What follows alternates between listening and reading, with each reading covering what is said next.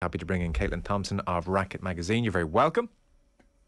Hi, thanks for having me. So I guess we are talking about somebody very iconic here in the absolute highest echelon. She is part of that group with Ali and Tiger and Jordan and Pele and Maradona. She is Serena.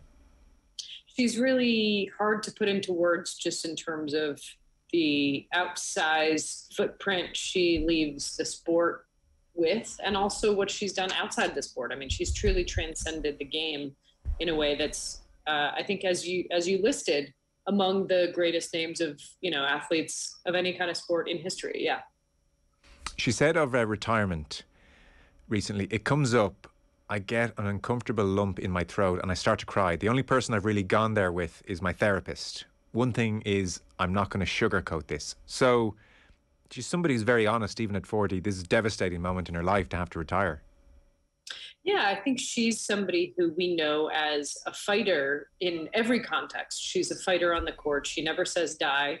And I think, reading that essay that she sort of collaborated with Vogue to publish for the September issue that came out today, it's very clear she's ambivalent about this. I think if she were able to do more with her body, with her time, with her fitness, with her family, she alludes to wanting to have more children in that essay. And, if she were a man, she wouldn't have to give up the chance to play to make that happen. So yeah, I mean, this is an insight into an athlete who's not going away happily or without some feelings of conflict. And that is what makes her really interesting. She's a really interesting person. And I think this announcement was handled in a really interesting way. It was interesting as well. She said in 5 years that her daughter Olympia has only spent one 24-hour period away from me. That's quite extraordinary given the lifestyle. Absolutely. And I mean, she's the first to admit in that essay that she has a lot of help.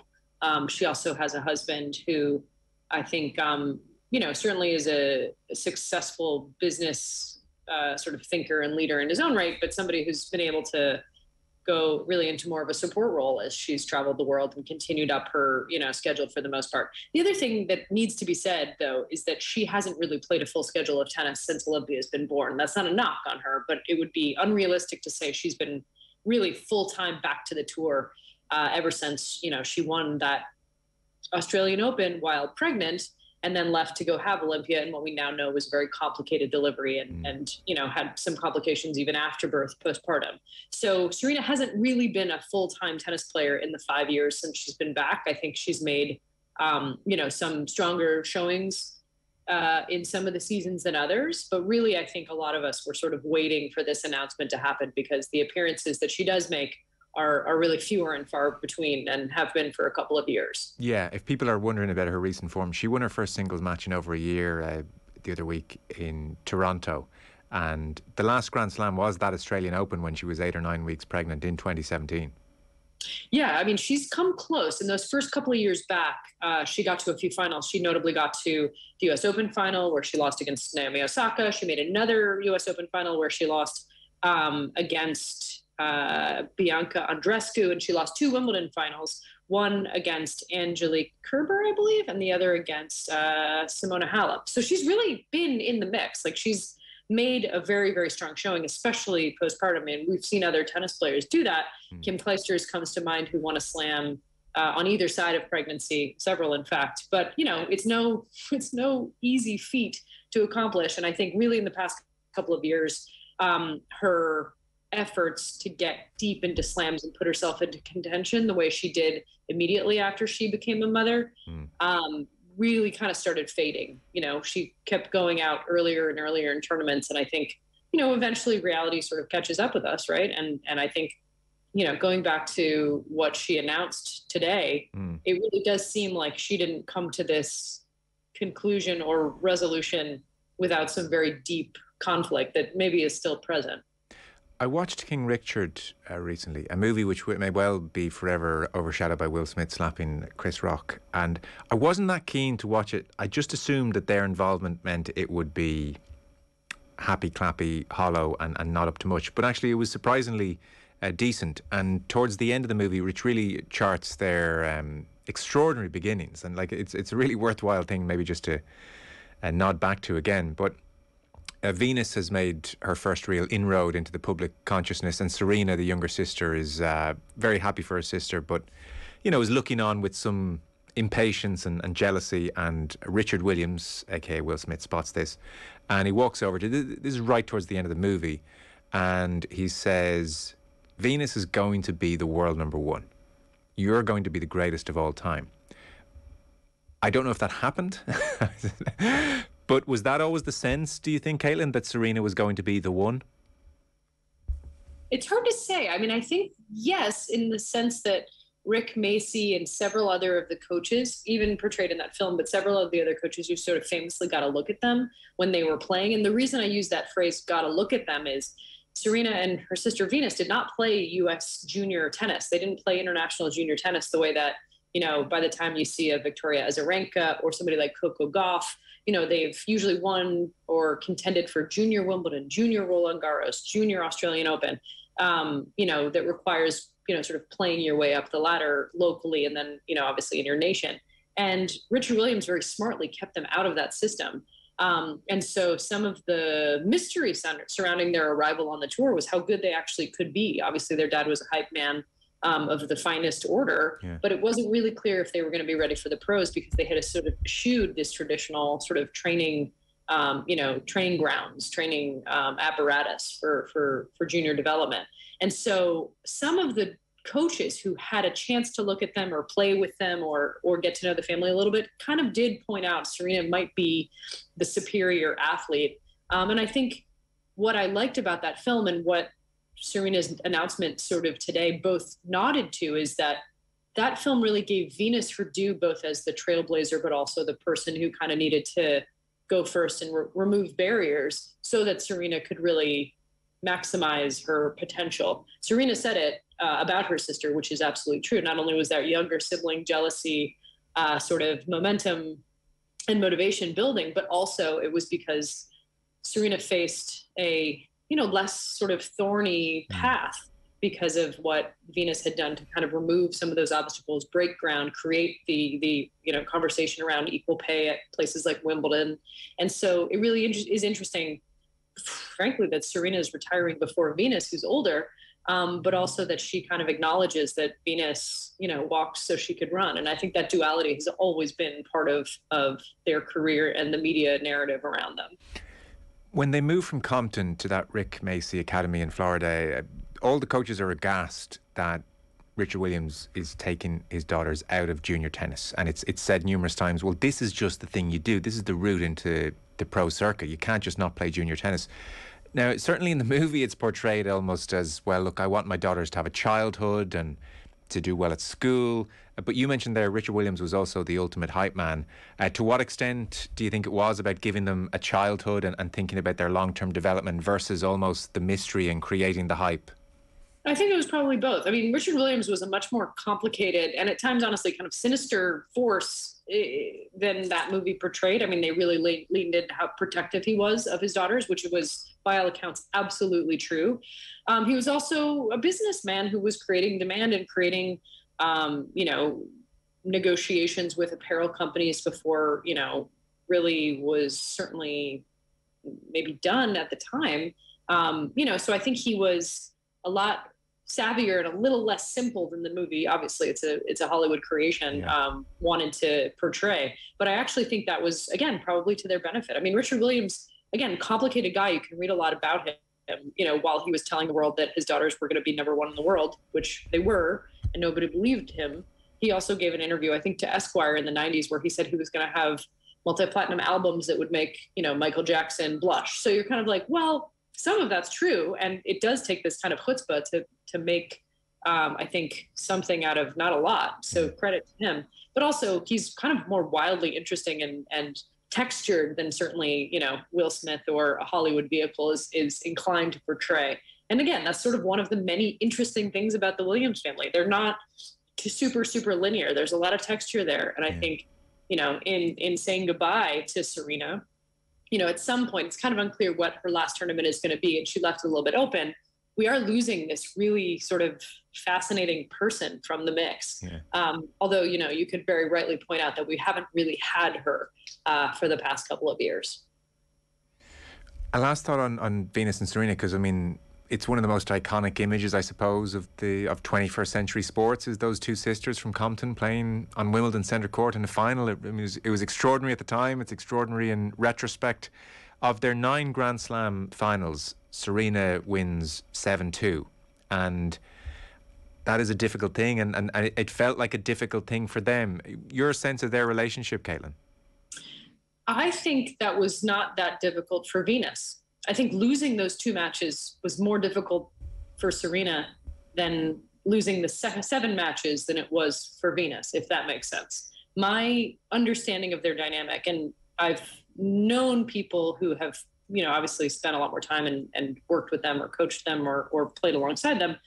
The impression I have is that Venus at the end of the day would do anything for her little sister, and if not accepted or gladly took second place, she didn't seem too put out by the fact that she'd had a great career, and as it was happening, even then it was being eclipsed by this sort of much more attention-grabbing, dynamic, ultimately more successful younger sister. And I think that's sort of always been, again, one of the more interesting things about them. They didn't seem super into the rivalry that, you might be tempted to create. And even to such a degree that a lot of those finals that you just cited were not all that competitive. Some of them were, to be clear, but not all of them had that sort of sizzle of 2 people who were really going at it, mainly because you kind of got the sense that Venus might be, pulling punches, or maybe it's hard to play your sister, which I think happens regardless of whether it's, in a backyard or on the highest stages of the game. So I don't ever get the sense that Venus begrudged her. If anything, I think she's Serena's #1 fan. Yeah. And then nobody had a winning record against her. Martina Hingis Williams was 7-6, Jennifer Capriati 10-7, Justine Henin 8-6, Sharapova 20-2. Really catches the eye. What made Williams so great, in your opinion? What, like, when you're trying to describe her game to generations later on? Let's just pretend they can't look it up on YouTube for a moment. What are we saying about it? If you look it up on YouTube between the years of like 2005 to 2015, you see it within a second. Yeah. And I do want to point out that Justine Henin record was the closest. Had Henin not retired, I think maybe they would have had some classics, because they were actually quite, I don't want to say evenly matched, but it was the closest that she came to a true rival. Unlike, 20-2 against Sharapova, which those 2 wins on Maria's side came very early. And then Serena spent, the better part of 2 decades winning quite easily. But I do think, for me, what makes her so amazing is, you list all the Grand Slams, you list all the titles, you list all the gold medals, you list all the, records that she's claimed at, #1 and all this stuff. And sure, on paper, all of it. But really, for me, is just the separation. And I'm going to steal a line from my friend and one of our contributors, Andrea Petkovic, who talked about very recently the difference between playing somebody like Naomi Osaka, who hits through you with giant shots, and somebody like Serena. And she said, you think Serena is going to hit through you because she has power. She has, obviously, famously, probably the best serve, certainly in the women's game, maybe contender for all time. She can hit through you. She has easy power on both sides, but really it's actually just how she overwhelms you in every single way. She's faster. She's more clinically strategic in terms of placement. She's got incredible hands, which is why she's won all those doubles titles. She's got a feathery slice, but also an incredibly powerful and placeable, ground strokes from both sides. So really she just does everything so much better than anybody else. And I'm hopefully will be forgiven if I get this wrong, because I'm not a giant basketball fan, but it has been described to me the way that Michael Jordan played at the height of his powers, how he just did everything better than everyone else. And it was so clear that he was a cut above in every way, defending offense from the field, up close, etc., speed, timing, anticipation. And that's sort of the sense I get from what Serena, during that really like decade and a half of dominance she was doing. Nobody just could come close to her. And even when you would watch a match that it looked like she was going to lose, somehow you knew she had, through a combination of, psychological advantage and also just tricks up her sleeve, like she could fight her way out of it. And so she really was, at the height of her powers, sort of untouchable. And like I said, Justine Henin was the only person who got close, but she was really only able to do it for a couple of years. And then she stepped out of the game. So yes, it's hard. All of these things make Serena great. It's not just the records. The records are indicative of the real separation she had from the rest of the field. And I think for me, that's really the lasting legacy. Yeah, I saw she won 37 Grand Slam matches from a set down, which is an extraordinary feat in and of itself as well. She said in this Vogue essay, at one point she talks about Venus, and she says, unlike Venus, who's always been stoic and classy, I've never been one to contain my emotions. And that is something that I'll remember about her, and it's a lingering image. And I do think of Flushing Meadows in 18 and Osaka and that extraordinary evening where she called Carlos Ramos a thief and sexist and told him that he would never umpire on a court of mine again. And she said, I've never cheated in my life. I have a daughter. You owe me an apology. And she told another official that she was being mistreated because she was a woman. And then her coach actually admitted afterwards he had been sending her signals. So, look, I kind of love and respect a sore loser as well, even when she was being at her indignant worst. Absolutely. I mean, I think it's a disservice to her not to address the fact that she wasn't the greatest sport. I don't think she would ever cheat anybody, but I definitely, the incident you describe, also another incident at the US Open where she threatened to shove a ball down a linesperson's throat. I mean, I think the absolute competitive fire that comes with winning 23 Grand Slams, the most of all time, men or women, has some edge. It means you're going to win and want to win at all costs, and you're not going to say die, and you're going to fight. And whether the fight is with an umpire or with your opponent or maybe with yourself, she never shied from that fight. I'm not totally in love personally with what that always meant, because for me, and as I've talked about, I've been openly critical of her at times when I felt like that crossed the line, and that's not the particular way that I like to see the game played when it crosses into that sort of area. That said, it is a part of her legacy, and it did, I have to imagine, fuel her and drive her to the greatest heights. It's not a competitive friendship out there, right? So I do think that Serena, her legacy as a champion is not tarnished at all, but it is necessary to note that she mixed it up with whoever. And, Serena Williams would not hesitate to cut you if she needed to, if you stood between her and a Grand Slam. And I think that's frankly probably what made her so great. These were two sisters in a family making their way in a very white sport as well. And she boycotted the Ericsson Open as it was in 01, but a tournament at Indian Wells from 01 through to 2015 because, well, her father had looked for an apology for racist abuse from the tournament director for racist abuse he'd received in the crowd, and that wasn't forthcoming. And so they boycotted that tournament for the guts of, 14, 15 years. Generally, did racism... was it a factor in their week-to-week tennis life, or isolated incidents, or to what extent was it a factor in their experience in the sport? I mean, I can answer in a way I might imagine, and asking, a white woman to speculate.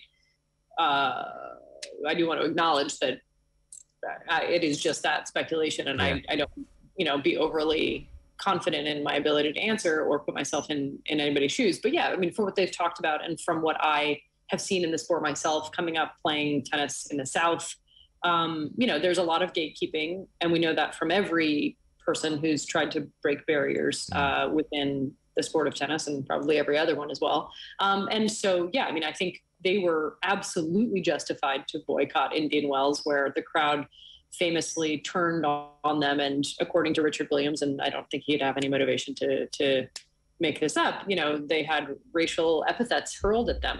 I've looked at footage of that, and it seems like that was in fact the case. And I think, that incident is indicative of a larger trend, of a larger experience, especially I think for Black Americans, certainly, and you think about locker rooms and acceptance, and a lot of the times, these guys were in locker rooms with Eastern Europeans who'd never played next to a Black person or with a Black person. And, those are firsthand accounts that we know. So I think, at the very least, this was a very, to me, welcome disruption, but a disruption to the status quo.